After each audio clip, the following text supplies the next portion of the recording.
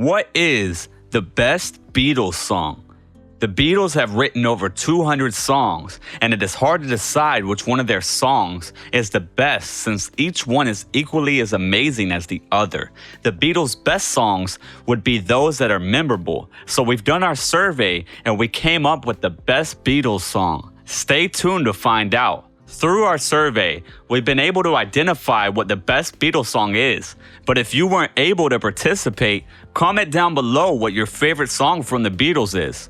All My Loving is a song by the English rock band The Beatles from their second UK album, With the Beatles, dropped in 1963. It was written by Paul McCartney, credited to Lennon-McCartney, and produced by George Martin.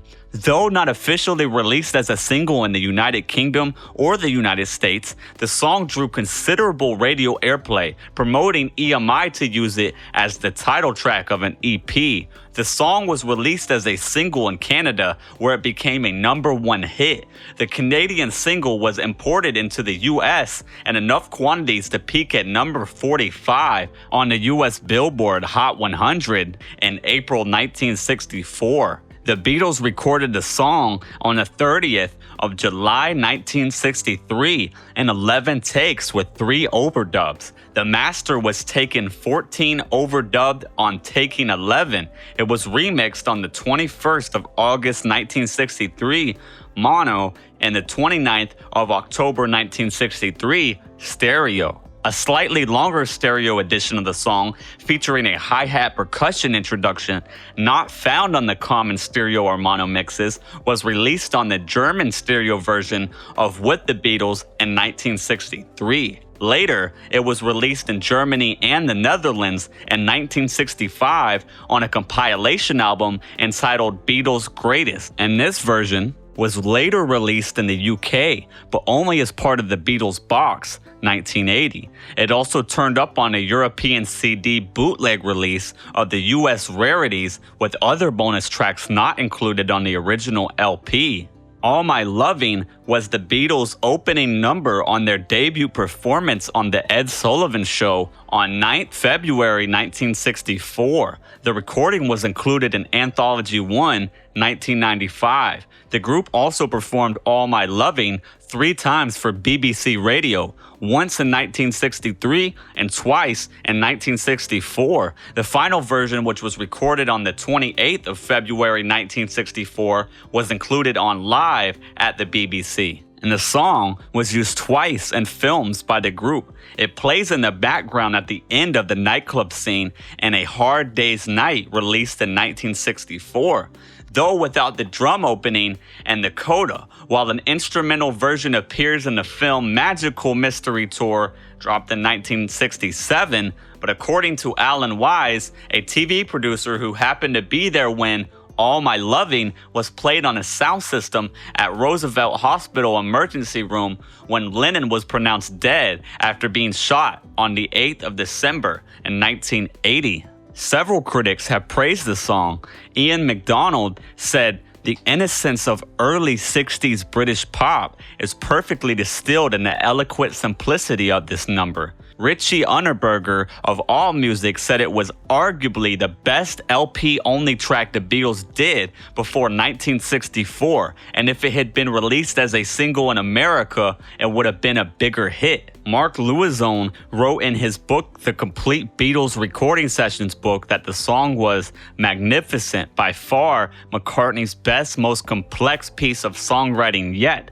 The guitar work for All My Loving has also been lauded by later critics. Harrison's concise solo has been described as reminiscent of Chet Atkins and Lennon's complex rhythm work. Relying on the unusual use of constant triplets was referred to as the most recognizable feature of the song. Lennon himself later described his performance as a superb piece of guitar. As history testifies, on February 9, 1964, an estimated 73 million viewers watched this much-hyped young Liverpool group perform 5 songs live from CBS TV's Studio 50 in New York City. The final 2 songs they performed on that day were both sides of their current American #1 hit, I Wanna Hold Your Hand. but they needed to decide on a song to put in the start-off position that would make the best first impression. This was a make or break decision because the 73 million curiosity seekers could very well have chosen to turn the channel if they weren't impressed. Whether by plan or by sheer luck, they chose to start off their set, as well as the whole show, with a very strong Paul McCartney number that was just a track on their current US album, Meet the Beatles. All My Loving was the song that made the immediate good first impression and kept a huge television audience tuned in for the whole show. And as George Harrison stated, while the show was on, there were no reported crimes, or very few. When the Beatles were on the Ed Sullivan Show, even the criminals had a rest for 10 minutes. Although, All My Loving was written a month or so after McCartney and actress Jane Asher met, which was on April 18, 1963, at the Beatles' performance at London's Royal Albert Hall, it appears that Paul did not write the song with her in mind, as many assume. Although we had met at this point, McCartney explains in his 2021 book, The Lyrics, I don't know that I was thinking specifically of Jane Asher when I wrote this, though we were courting. It's probably more of a reflection on what our lives were like then, leaving behind family and friends to go on tour and experience all these new adventures. The lyric described a lady he had to leave behind as a result of the band's traveling around the world. Close your eyes and I'll kiss you, tomorrow I'll miss you, states Paul's reluctance to leave his lady. I'll write home every day is his promise not to forget his girlfriend. The song was written in the 60s when writing letters was a popular way of communicating with loved ones because phones and social medias did not yet exist. The second verse perpetuates more of Paul's promises. I'll pretend that I'm kissing the lips I am missing probably means he is not going to cheat on another woman while on the road. And hope that my dreams will come true describes homesickness and that Paul is dreaming of coming home as soon as he gets a chance. The themes and short length of the song were perfect for radio, along with all other Beatles songs. Even to this day, radio stations prefer playing their songs next. All My Loving represents a notable advance in sophistication and technique over the first couple of singles. It's a letter song, Paul continues, in the same vein as the epistolary song P.S. I Love You. It is part of a tradition of letter songs like Fats Waller's I'm Gonna Sit Right Down and Write Myself a Letter, or Pat Boone's 1956 hit I'll Be Home. So All My Loving is a song that has a lineage, Paul said in an interview during the American tour. The song was written in a very unconventional way for McCartney, being that it was actually written as a poem first and put to music later. I was on a tour bus somewhere in the UK with nothing to do, and I started to think of these words, close your eyes. Paul McCartney remembers, it was the first song I'd ever written the words first. I never wrote words first. It was always some kind of accompaniment. I've hardly ever done it since either.